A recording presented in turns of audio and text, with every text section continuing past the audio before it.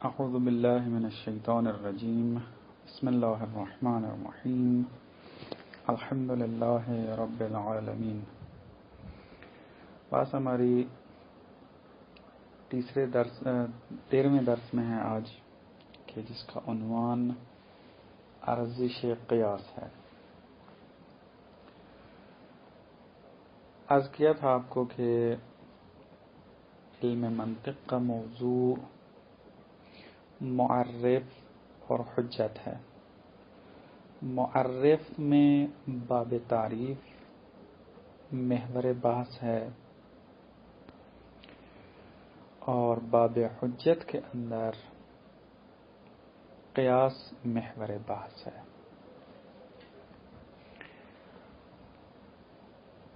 اور یہ بھی آپ کی خدمت میں عرض کیا تھا کہ علم منطق زیادہ جو سروکار رکھتا ہے وہ باب قیاس کے ساتھ ہے۔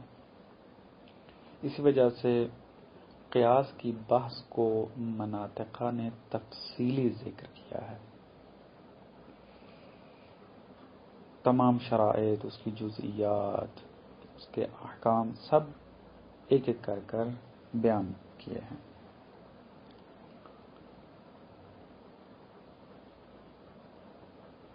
ابتدائی درسوں میں یہ بھی آپ کی خدمت میں عرض کیا تھا کہ علم منطق،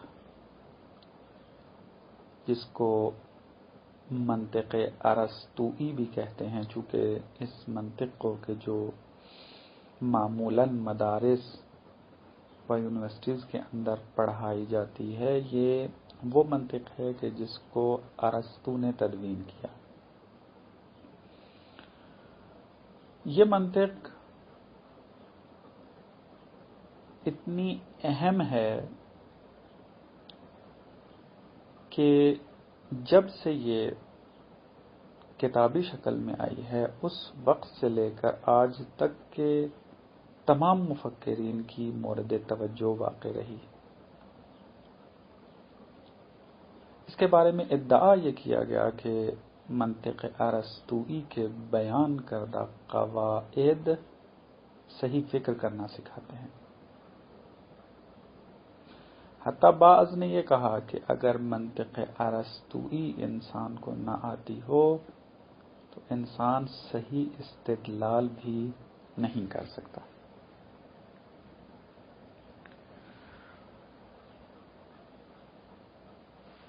منطق ارسطوئی آیا فائدہ رکھتی ہے یا نہیں، یا اس سے بالاتر آیا منطق ارسطوئی کے بیان کردہ قواعد صحیح بھی ہیں یا نہیں، یہ دو بحثیں ہیں کہ جو تاریخ علم کے اندر موجود رہیں۔ بعض نے یہ کہا کہ منطق ارسطوئی کے قواعد صحیح بھی ہیں اور فائدہ مند بھی ہیں، لیکن ان کے مقابل میں بعض ایسے مفکرین آئے جنہوں نے آ کر یہ دعویٰ کیا کہ منطق ارسطوئی کے بیان کردہ قواعد اصلاً غلط ہیں۔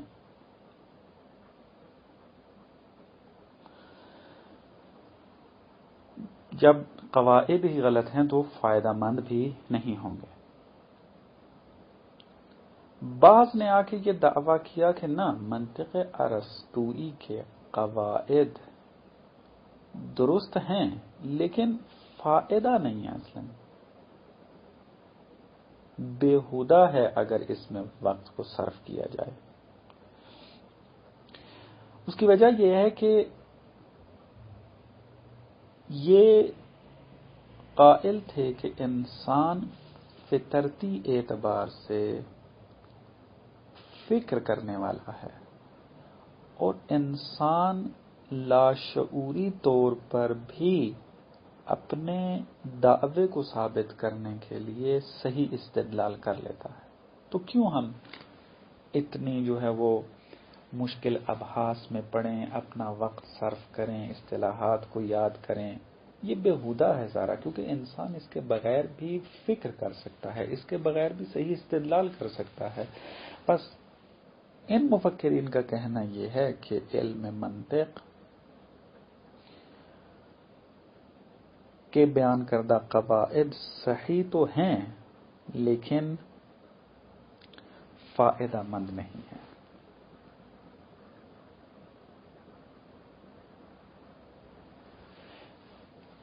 یہ والی بات جو ابھی شہید مطہری یہاں پر ذکر کر رہے ہیں،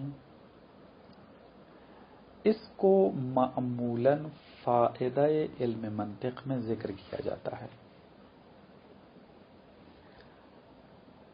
قدماء ہمارے جو بزرگان ہیں، علماء یعنی قدیم علماء کی روش اور آج کل کے علماء کی بھی روش یہی ہے کہ جب کسی علم کے اندر کوئی کتاب لکھتے ہیں تو اس میں 3 چیزیں حتماً ذکر کرتے ہیں۔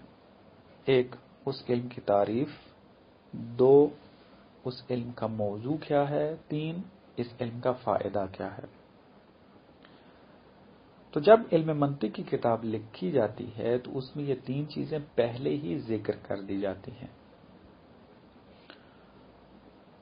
فائدہ علم منطق کیا ہے؟ جب فائدہ علم منطق کے اندر بحث ہوتی ہے تو وہاں پر یہ ذکر کیا جاتا ہے کہ علم منطق کی اہمیت کیا ہے، اس کے قواعد کی اہمیت کیا ہے۔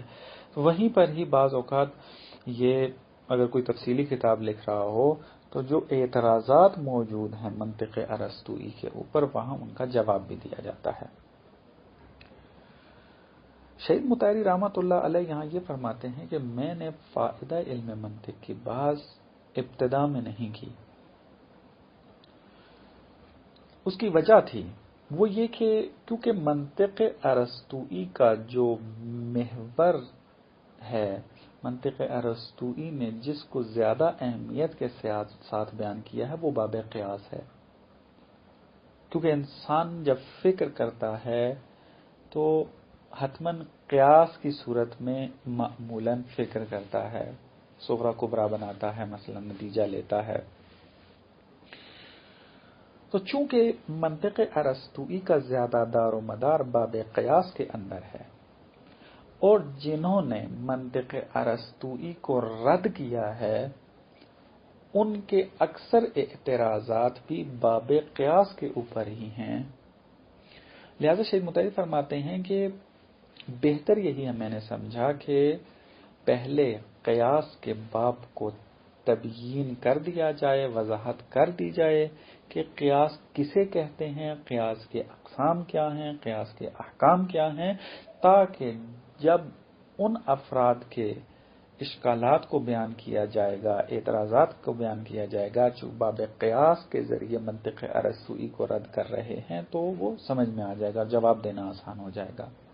اور یہ طبیعی امر بھی ہے، کیونکہ انسان جب قیاس کے باب کو جانتا ہی نہ ہو تو آپ منطق پڑھانے سے پہلے کیسے اس طالب علم کو قانع کر سکیں گے، سمجھا سکیں گے کہ منطق ارسطوئی کے اوپر جو اعتراضات کیے گئے ہیں وہ اعتراضات درست نہیں ہیں۔ تو لہذا شہید مطہری نے فائدہ علم منطق کی بحث کو مؤخر کر دیا، تاخیر کر دی اس کے اندر، فقط اسی مطلب کو بیان کرنے، اسی مطلب کی وجہ سے۔ اب ہمارے لیے چونکہ قیاس واضح ہو چکا ہے، اس کی اقسام واضح ہو چکی ہیں، اس کے احکام واضح ہو چکے ہیں، اب ہمارے لیے اگر کوئی اعتراض باب قیاس پر کر کے منطق ارسطوئی کو رد کرے گا، اس کا جب جواب دیں گے تو اشکال بھی سمجھ میں آئے گا اور اس کا جواب بھی سمجھ میں آئے گا۔ یہ ایک مطلب شہید مطہری رحمۃ اللہ علیہ نے یہاں پر ذکر کیا ہے۔ ایک اور مطلب جو یہاں پر ذکر کرتے ہیں وہ یہ کہ قیاس ایک قسم کا عمل ہے۔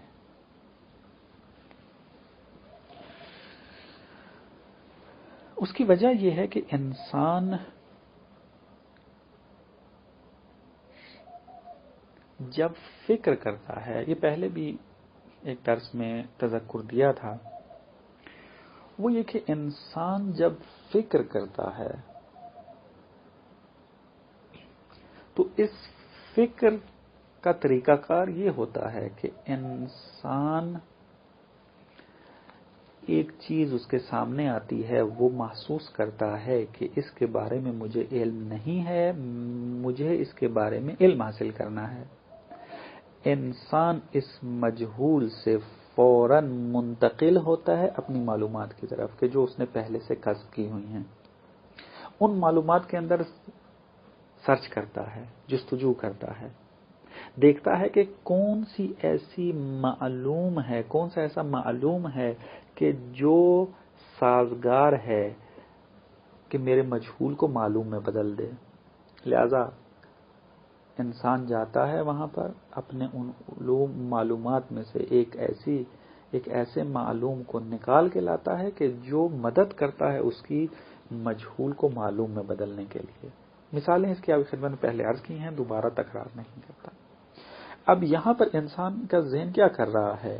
حرکت کر رہا ہے، منتقل ہو رہا ہے ایک جگہ سے دوسری جگہ سے۔ پہلے انسان مجہول سے معلوم کی طرف جاتا ہے، پھر معلومات کے اندر حرکت کرتا ہے، پھر معلوم سے نکل کر مجہول کی طرف جاتا ہے، اس کو کشف کر لیتا ہے۔ یہ پورے کا پورا جو عمل حرکت کر رہا ہے انسان کا ذہن، اس کو آپ یوں کہہ لیں کہ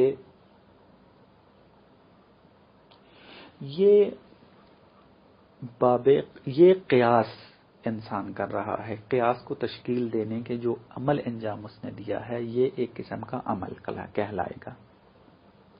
بس قیاس ایک قسم کا تفکر ہے، اور تفکر جو ہے وہ انسان کے ذہن کا عمل ہے۔ بس اگر یہ کہا جاتا ہے کہ قیاس ایک عمل ہے، یہ عمل ذہنی مراد ہے یہاں پر، کیونکہ انسان کے مختلف عمل ہیں۔ ایک عمل ظاہری ہے، مثلا میں اٹھتا ہوں، میں بیٹھتا ہوں، میں بول رہا ہوں، میں پیتا ہوں، میں کھاتا ہوں، یہ ایک عمل ہے، یہ ظاہری اعمال میں سے ہے، انسان کے اعضاء و جوارح کے اعمال میں سے ہے۔ لیکن بعض اعمال ایسے ہیں کہ جو ذہنی شمار ہوتے ہیں، انسان کا ذہن وہ عمل انجام دے رہا ہوتا ہے، لہذا قیاس عمل ہے لیکن ذہنی عمل میں شمار ہوتا ہے۔ بس چونکہ قیاس عمل ہے تو فرماتے ہیں کہ یہ قیاس کسی علم کا جز بھی نہیں واقع ہو سکتا، کیونکہ علم کا جز علم ہی کوئی واقع ہوتا ہے، عمل نہیں۔ قیاس تو عمل ہے، بس کسی علم کا جز واقع نہیں ہوگا۔ فرماتے ہیں کہ قیاس موضوع علم منطق میں داخل ہے، خود علم منطق کا جز نہیں ہے۔ منطق کے اندر قیاس کیا ہے، قیاس کی حقیقت کیا ہے، مثلا یہ اس قسم کی باتیں نہیں ہوتی، بلکہ منطق کے اندر قیاس کے احکام کے بارے میں بحث ہوتی ہے کہ قیاس کیسا ہونا چاہیے، قیاس کے قواعد کیا ہیں، اس کی شرائط کیا ہیں۔ یہ جزء منطق ہیں، یعنی اس کے احکام، اس کے شرائط قیاس کے، یہ جزء منطق ہیں۔ خود قیاس جزء منطق نہیں ہے، بلکہ یہ موضوع علم منطق میں سے ہے۔ یعنی قیاس، خود قیاس جو ہے، قیاس مسائل علم منطق میں سے نہیں ہے، بلکہ موضوع علم منطق میں سے ہے۔ مسائل علم منطق قیاس کے شرائط، اس کے قواعد، اس کے احکام ہیں، یہ مسائل علم منطق ہیں۔ یہ آپ جا کر پڑھیں گے تفصیلی کتابوں میں کہ جہاں پر تفکیک کرتے ہیں کہ ہمارے پاس علم کے اندر دو چیزیں پائی جاتی ہیں، بعض مبادی علم قرار پاتے ہیں، میم بے الف با دال اور یہ حمزے والی، مبادی بعض ہیں، اور علم کا ایک حصہ مسائل علم میں سے ہے۔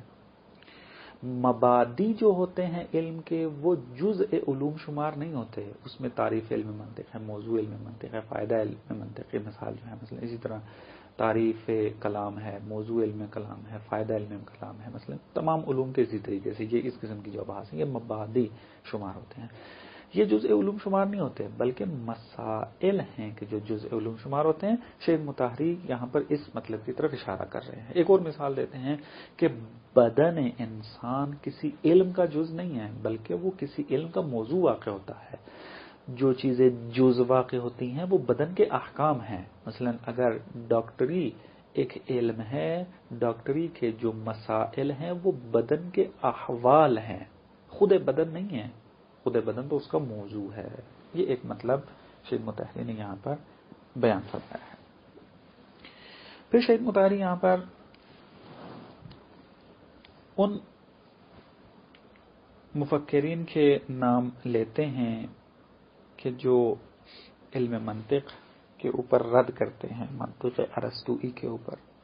فرماتے تقریباً 4 یا 3 گروہ بنتے ہیں کہ جو منطق ارسطوئی کو رد کرتے ہیں. مثلا ایک گروہ جو ہے وہ غرب کے اندر پایا جاتا ہے، اور 3 گروہ جہان اسلام میں پائے جاتے ہیں. جہان اسلام میں جنہوں نے علم منطق کی مخالفت کی ہے ان میں سے سیر فہرست جو ہیں وہ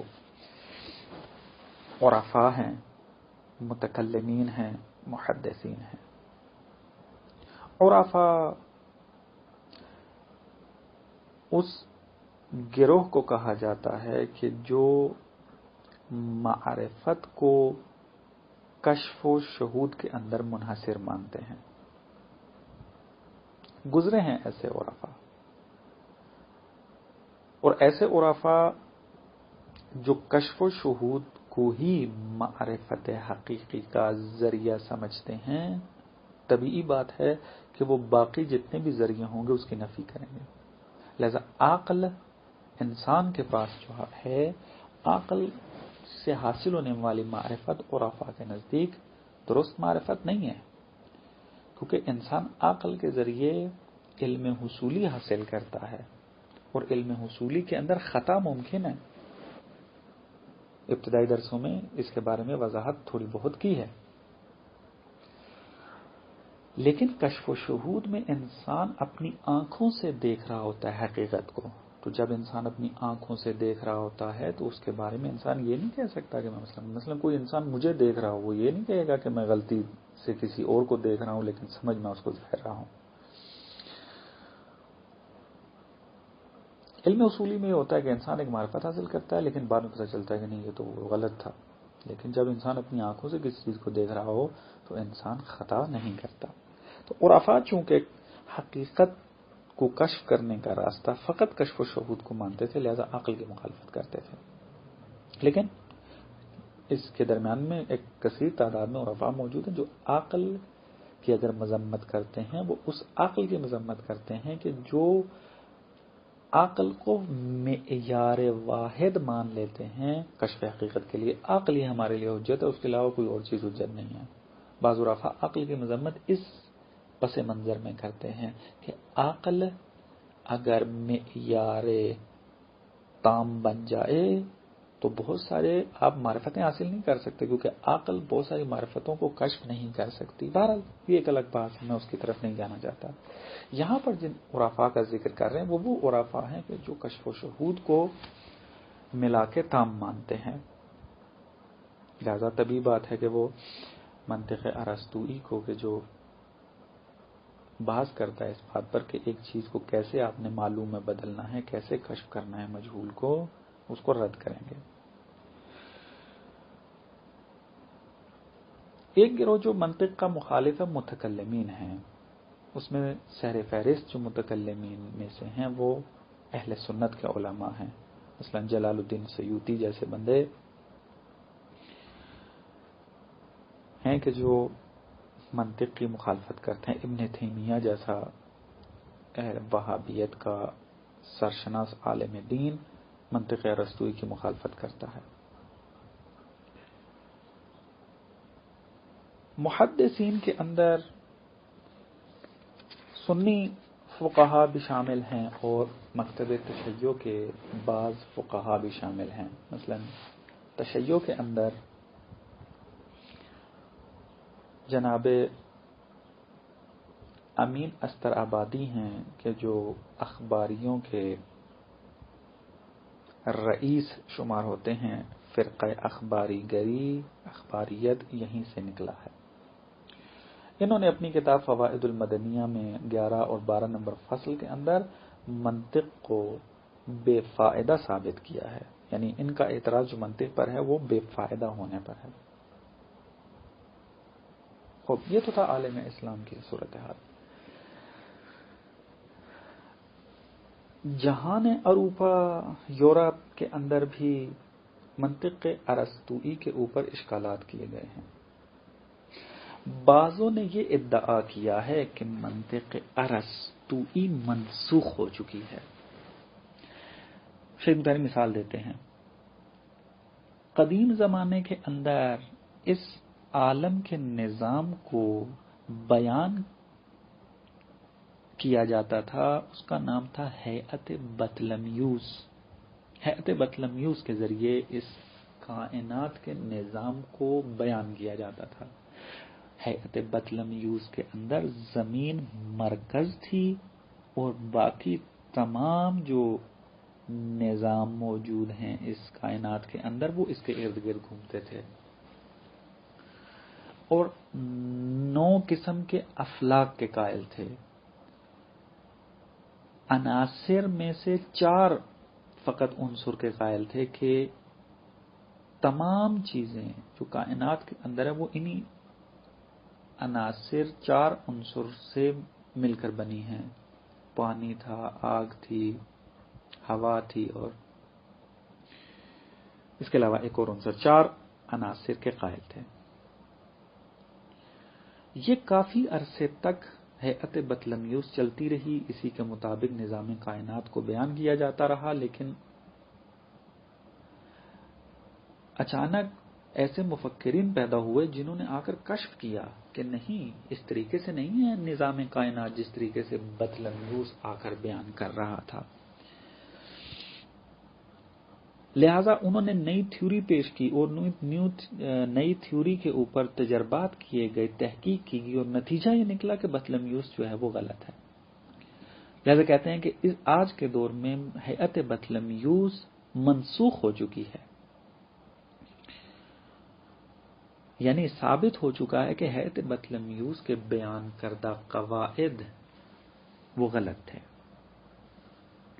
منطق ارسطوئی کے بارے میں بھی یہی نظر ہے بعض غربی مفکرین کی کہ منطق ارسطوئی قدیم الایام کے اندر قابل استفادہ تو تھی، لیکن آج کل کے مفکرین نے آ کر یہ ثابت کر دیا ہے کہ منطق ارسطوئی اصلاً غلط ہے، بلکہ اس کے مقابل میں جو منطق لے کر آئے ہیں، مثلا منطق ریاضی یا منطق جدید کے نام سے جو وجود میں لے کر آئے ہیں، وہ حقیقت میں انسان کی فکر کو درست کرتی ہے، وہ قواعد درست ہیں، نہ کہ منطق ارسطو کے بیان کردہ قواعد۔ لہذا ایک گروہ ان کے اندر یہ ہے کہ منطق ارسطوئی منسوخ ہو چکی ہے ہیئت بطلمیوس کی طرح۔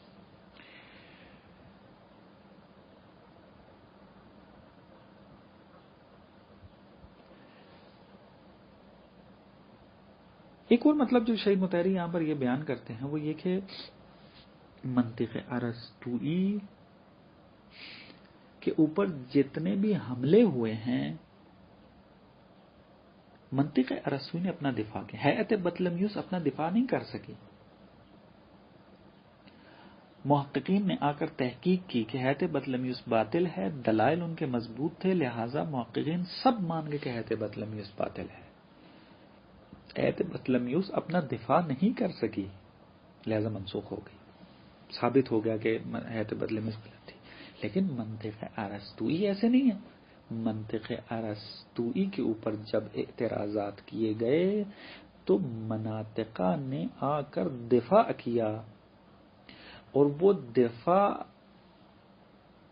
ایسا کیا مناطقہ نے کہ ابھی تک عالم اسلام ہو یا عالم غرب مورد توجہ ہے محققین کے لیے۔ محققین پڑھتے ہیں اس کو، استفادہ کرتے ہیں اس سے بس۔ اور دوسرا مطلب یہ بیان کرتے ہیں کہ جنہوں نے منطق ریاضی کو وجود میں لے کر آئے ہیں اور منطق ریاضی پڑھتے ہیں، اس کو اہمیت دیتے ہیں، حتیٰ ان میں سے بھی اکثر مفکرین نے یہ کہا ہے کہ منطق ارسطو باطل نہیں ہے، بلکہ منطق ارسطوئی ناقص تھی. ہم نے منطق ریاضی کی طرف توجہ اس لیے کی ہے تاکہ تکمیل کر سکیں انسان کے فکر کو. جو قواعد مزید ضرورت ہے منطق ارسطو کے اندر موجود نہیں تھے، ہم نے ان کی طرف توجہ کی ہے اور اس کو تدوین کیا ہے. بس کہتے ہیں کہ منطق ریاضی کے بھی ماننے والے منطق ارسطوئی کو کاملاً طور پر رد نہیں کر سکے. یہ منطق ارسطو کے قائلین کا دفاع ہے. لہذا جب منطق ارسطوئی اپنا دفاع کر رہی ہے اور ابھی تک دفاع کر رہی ہے اور ابھی تک علمی محافل کے اندر اپنا نام باقی رکھے ہوئے، اس کا مطلب ہے کہ منطق ارسطوئی ابھی منسوخ نہیں ہوئی ہے اور 100% غلط نہیں ہے. پھر یہاں پر غربی مفکرین کے نام گنواتے ہیں کہ جنہوں نے منطق ارسطوئی کے اوپر اعتراضات کیے ہیں. ان میں سے ایک بڑا نام جو فرانسس بیکن ہے، ڈیکارٹ ہے، اسٹورٹ مل ہے. یہ والے مفکرین ہیں کہ جنہوں نے آ کر منطق ارسطوئی پر اعتراضات کیے ہیں. اس کے بعد شیخ مطہری فرماتے ہیں کہ قبل اس کے کہ ہم ان کے اعتراضات کو ذکر کریں اور جواب دیں، ہم پہلے فکر کیا ہے اس کی حقیقت کو واضح کر دیں. کیونکہ جو اعتراضات کیے گئے ہیں وہ قیاس کو مد نظر رکھ کے کیے گئے ہیں اور قیاس فکر کا نتیجہ ہے. لہذا ہمیں فکر کیا ہے اس کے بارے میں پتہ ہونا چاہیے، اس کی حقیقت معلوم ہونی چاہیے تاکہ ہم صحیح طریقے سے منطق ارسطوئی کا دفاع کر سکیں اور اعتراضات کو جواب دے سکیں. لہذا یہاں سے پھر سید مطہری وارد ہو جاتے ہیں فکر کی تعریف کرنے کے اندر کہ فکر کسے کہتے ہیں. یہاں پر آ کر پھر انسان کا ذہن کتنے اعمال کو انجام دیتا ہے ان کو ذکر کرتے ہیں اور پھر بتاتے ہیں کہ کون سا عمل فکر کہلاتا ہے. کہ انشاءاللہ اس کو پھر بعد میں آپ خدمت میں